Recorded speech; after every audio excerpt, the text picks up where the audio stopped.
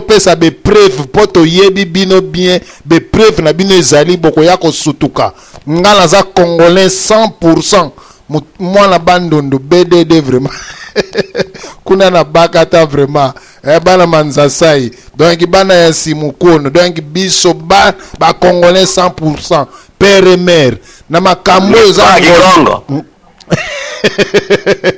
papa na biso ya solo bandeko tozonga nane papa na biso Charlie Kashila na sima tokopesa odom pambu peto yeli lisusu na bandeko mususu topesa bango maloba papa na biso Charlie Kashila pas de complexe makofi lelo bokozwa bino na do atonga na bopele merci mingi papa Diana nalandi bandeko bauti koloba mais eloko ngana koloba ka nalandaki liboso ne papa odo alobi na ndeko pasteur auti koloba ngana koloba ka ke papa kobeta batu ndenge yozo bakobeta wana o batu bakobanga kobeta za pema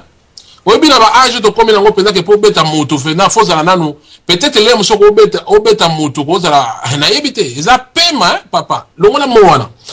siko ezali kobanga te pona kobeta parce que moto akobeta moto azate na ba age to komi nango po ba beta yo vraiment na ndimite siko ngana ngena na loba po papa odo lobaki ke eza ba erreur po ndenga expliquer ki makambo etali combattant ba biloko nyoso na tout eza normal na pese pena ba raison ya trop ba raison mais eloko ngana kolobaka ndenge ndeko auti kolobake toute autorité vient de Dieu ndenge yo otai koloba ndenge baza kote na kati église wana donc ekokamu sangai parce que autorité vient de Dieu wana tango bat balobaka ngo ekimaka makasi parce que okomona le musu président moko Thomas Sankara na Blaise Compaoré azui muninga na ependa abomi ye penza ye azui pouvoir donc nzambe mutana baki na yeke boma ye yozo pouvoir mais wana ekokamu sangai soki ba makambo ndenge wana sasunge so accueillir exil aya bomi mu akimisi muninga na yena manduki muninga wana kimi ya zu pouvoir donc ezaka ka autorité wana za nzambe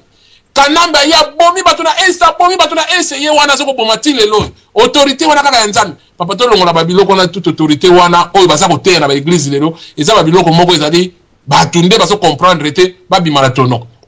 ngana koloba boy biloko oyo toza koloba oyo za koloba na papa toza kobetela ngo c'était kaka ndenge koloba ngai na koki kobanga ka mutu moko te timo kile kokufa donc makambo wana za ko salama na Frankfurt eza ko salama la esika na misu ya papa Bopele aza ko tala yango boy life soki osolola kana papa Bopele obengi ye otuni ye azali kota et puis batu nyonso yo tangi wana ayebi bango na bakombo wana nyonso tu ayebi donc azali combattant moko ya fufu donc wana ndenge na ngalo bande wana makambo wana ezali ko salama bino mibale loba biso na Bopele tozali ba combattant ya fufu loba ko tia Bopele moko te biso mibale te papa biso mibale te parce que yope olobi te très bien parce que omoni makambo yo e komi grave ezali nanu grave parce que batu bazo tiango nanu kate mais ba ya ko sutuka tango yo koma munene papa nga nazo ko yebisa yo batu ba komisi ba église ba parti politique donc essentiel pasteur so akeka na Afrique tanga zoya na paquet okomona kaka basana sharp moko bazola te ya verbo ba tie photo ya Kabila na mopanza donc okomona kaka ke mais ebandika pasteur akotambola na chapeau na ye moko boye ya Kabila na sharp na ye so ba bimi église ke parti politique mais papa mais makambo yo ngana kambo ngana na moni ngo mystique na meki ko tuna pe bande ko mukenga la bi mais na yoki na Frankfurt kuna na moni pe place moko boyo batu bazo siéger batu ya PPRD ba pesi na ba adresse makambo nyonso tu papa ngamo ko na moni bango na kei penda bona tali intel na tali na moni penda ke réunion penda ya PPRD na Frankfurt penda na ko pesa na ba adresse nyonso na moni penda réunion ya PPRD na batu na kati oyebi na tali penda bonga bi mais comment batu penda dogi e konsalela parce que ngana yebela ki mais papa na biso olobaki te tozo kene malembe papa parce que c'est émission Nathalie boy mais oyo mususu asa mundimi asa pasteur mais asaki pasteur na tuni na meki ko benga ndeko moko asaki pepe na tuni mais ndenge nini boy alobi mais non yo yeba kate makambo uti kaka wa depuis garçon yo soki Abdallah auti azalaki na babatizaki na kombo Abdallah donc akendeki kin taba ke kin na zongi mbala moko aye kaka mbala moko église ekomi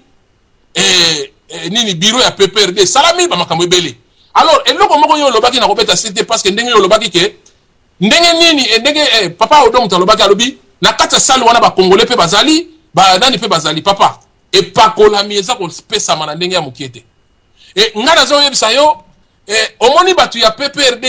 tala nanu batu mobimba bake na université ya Kinshasa ba pesi ba jeep na ba enseignant tout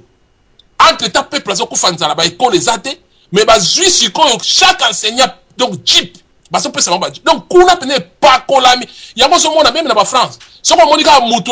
azaki koto lobi ba komi PPRD komi tungisa mana yote e pakolami ezo salama na ndenge ya mokete et puis tito so lo babo eza na batu ebele pe peut-être plus tard basako rejoindre siko ba place wana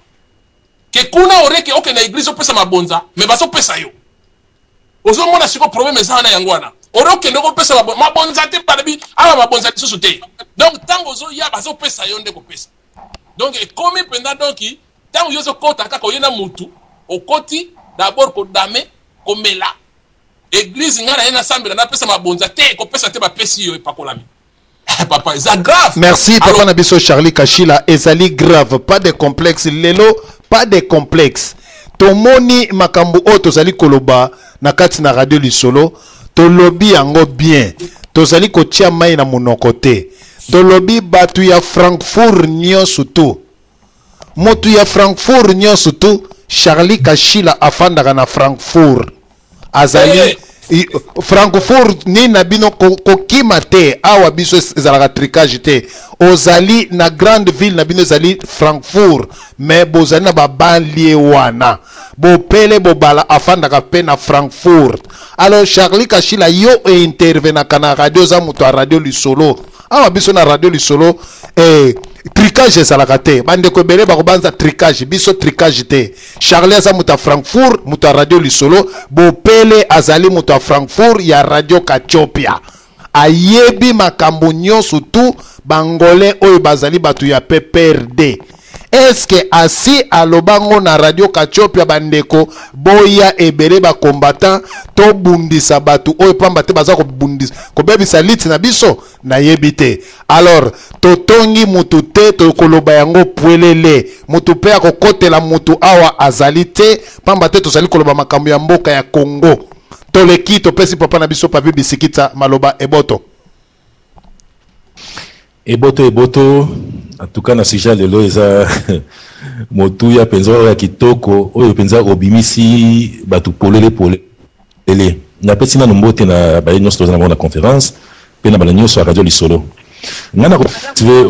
moni oui ndeko na biso koti kanga mwa micro na yo ozana misoga oyo baba misoga ozali na misoga parce que namoni moi côté na téléphone hein to pesa na téléphone te ndeko na biso côté na nzela Skype kanga Skype na yo micro na yo na kanga Skype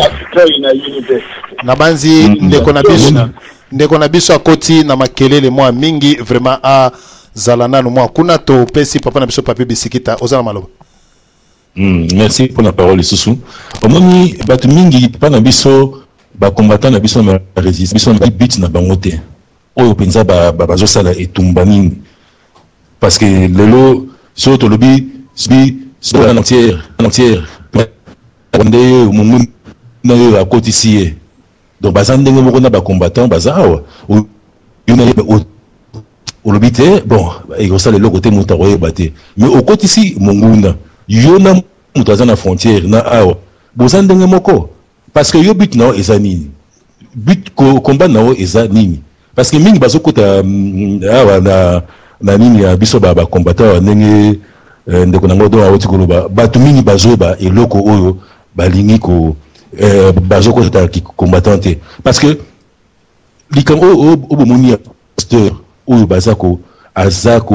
azamuta PPRD pe azako kwa tirer batu bakota lisusu na kati ya PPRD mais bino en tant que ba combattant oui dans des bovandi mais ce que but na bino eza nini parce que bangonde baza kola le sabatu ole bino bo attaquer source ya ba o bazo le sabatu na kati ya diaspora na par exemple ba combattant no bazo ko bunela ba musicien baza kola le sabatu ba kola sa combat bazo le sabatu peuple mais or bobo c'est na kati ya terrain Bah on va zola ça pas tout il y a plus grave bazan na kata terrain mais ba résistant na ba combattant ça là nini ceux qui de l'ODSP yo bim sera pour le côté bah nous souvent la sujet ngo eza moi pété mais eza le moi ya munene pour so otali la plupart ba kota qui combattant muso bazali po ba monaye na Congo pour za poste so bo éviter abimi a gangi a celle ba vidéo bon mon après 3 mois mutango a gangaki aza na poste kuna na Congo il a comme nous taper perdre a comme quoi tirer bateau à boire na bino au moins parce que les autres là que congolais à mbongo congolais à ça là que loko te que on a sentiment l'obité ngala zo bundela po et loko bonandimi makila langa ndenge za soko signer na mosala makila super te biso za ngai mbongo eza atel ni limité ala bia mbongo ni ba peso mbongo ya mona osomona lelo mboka na so kamboka poto so otali bien ba combattant na ba résistant puis idéologie o bandaka batika la combien ba o ba naka liboso ba suka ndenge nini ba koma na kamo susu mais aujourd'hui gafa boy bozo mona boy nous ça parce que bureau zate organisation moko ezate na kati ya résistance na kati ya ba combattant parce que ceux qui basé ba mo basara ba réunion ba lenga baza ba mo baza ko na kati ba réunion ba to moniter l'église boy ezama ma perdre baza ko sala boy il faut tout landelango mais tant que zo peksa mission mais pourquoi pas bozo te bien côté l'église à marque parce que ça combat oyo bozo lutter contre ba oso baza ko lalisa peuple congolais na kati ya diaspora mais les botiki na bino bango ema baza la o nyoso balingi et puis ceux qui bozali na bureau d'études parce que na ba mettre fois bureau d'études est important na kati ya banine parce que na bureau d'études beaucoup ça nous so bo s'infiltrer pe na kati ya perdre mais bata perdre baza ko s'infiltrer finalement na kati ba combattant na kati ba ya ba résistant et bon bino bo s'infiltrer ko na tenengeni parce que besoin de stratégie il faut pour s'infiltrer na kati kuna et loro nini presse ne boko bimisa boko dévoiler ba te belé desve ya sali misoga pour so lelo desve ya le côté mais ba te pe banga ba yeba la monte yo combattant oyebi mo vandi na yo combattant mususu azarane na radio kuna abimisa pe ngote avanda na ye adamade balar na ye mais siko ki combattant o baganga ya musala nini na zone sur parole papa toza na kati ya débat. Merci papa na biso elombe papa papi bisikita na banzi awa biso tricage ezalaka te moto ezala zali moto ya radio lisolo toko beta ye na banzi boyokaka ndenge odon fiakulaka biso awa biso tricage ezalaka te tokangi ya biso Charlie azalaka kuna na Frankfurt et pas ezali koleka makambo tu ye moko pe a témoigner lobi na yebi yango na yoka na kenda pe kuna na mona mena kamwa mais yango na kamwe mboka na bango ba combattant bazali te bande ko nyonso boza kolanda radio lisolo ceux qui boyoki combattant ya Allemagne bimi bo beta et surtout ya Frankfurt ba combattant ya Frankfurt ceux qui ba bimi bo beta bango parce que baza ba faux ba combattant ya fufu ya nzala ya pamba bo beta bango pamba te Bangolais bazo gagner monopole kuna ya kolalisa bato pongi mais ba combattant baza ko luka nani azana micro na caméra po ba ye bangana la ta cravate na la ta tenya ba soda na manete ya mwindo po ba bengisa na kati na Kinshasa mais lelo to kangi bango combattant mosusu azali kuna na kati na Frankfurt Bopele bango na Charlie Bopele azana radio Kachopia Charlie na lisolo ba yebi bango mibale tant mosusu ba yokana kite toyebite mais biso tokoloba o eza vérité yango toyebisaka bino ke radio lisolo tolobaka masolo o eza poelele vérité tokotelaka mutu te mais tolobaka o ezali juste toyoka ndeko na biso dompei mvita nkanga ye akoti amemeli biso nini balobi kuna babengi bato ebele ba JC Mambo Bangolais ba Alex ba Pasteur Kuba oyo azali vraiment que angolais bande kone mingi bazana franc bazana colonne awa ebele misusu na Wuppertal bazali naza koloba bazako yoka ngai bazali azali angolais alors na ambara gangster na bango oya beta ka ba Charlie na ba Bopele bango tukuna amvuka ka bango pombiste na bango yango baza kobanga. Alors église ekomi ni na PPRD bazwi 50 000 batutu bayebi bakomi kotamwa na bi ba fleur